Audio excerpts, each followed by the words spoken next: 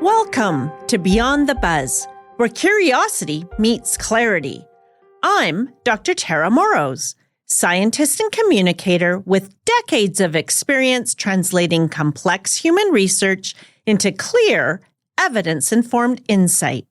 Today, we're talking about GLP-1 medications and long-term weight regain after discontinuation, specifically semaglutide, sold under the brand names Ozempic and Wegovy, and tirzepatide, sold under the brand name Mounjaro.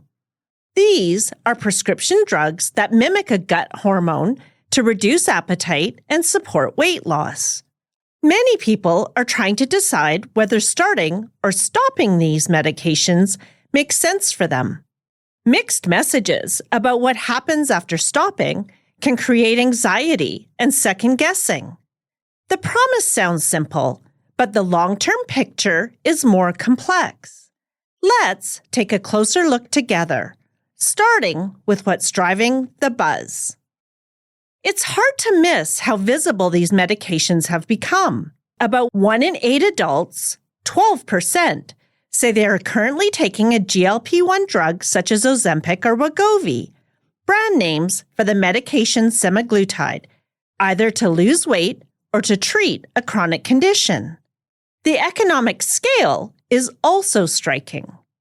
Novo Nordisk, the manufacturer of semaglutide, reported obesity care sales of roughly $12 billion in 2025, a 31% increase compared to the previous year. Several medications are approved for chronic weight management. However, what they are approved for and whether they are available varies by country. When millions of people are using these medications and billions of dollars are involved, questions about what happens after stopping naturally follow. In this episode, we're focusing specifically on GLP-1-based medications and what the evidence shows about weight regain after stopping them. Let's check the evidence, our kind of receipt check. This is the moment to pause and ask the questions that matter. What's the evidence? What's the source? And how do we know? Here's what the evidence shows. A 2026 systematic review and meta-analysis examined weight regain after stopping medications for weight management. A systematic review pools available research on a topic. A 2025 systematic review and meta-analysis examined metabolic rebound, meaning changes in weight or metabolic markers after discontinuing GLP-1 receptor agonists. Across both reviews, weight regain commonly occurred after discontinuation. A 2022 randomized clinical trial followed participants after semaglutide was stopped. A randomized clinical trial is a study that randomly assigns people to different treatments to reduce bias. Participants regained about 2/3 of the weight they had lost within 1 year of stopping. Blood pressure and cholesterol levels moved back toward pre-treatment levels after stopping, rather than worsening beyond baseline during the study follow-up. A 2024 randomized clinical trial examined what happened when people continued tirzepatide compared with stopping it. Participants who stayed on the medication maintained their weight reduction. Those switched to placebo regained a substantial amount of weight over the next 52 weeks. Another 2025 systematic review evaluated body habitus after discontinuing GLP-1 receptor agonists. Body habitus refers to overall body weight and shape. This review also found that discontinuation was associated with weight regain. Across studies, weight regain after discontinuation appears common, although the degree and timing vary.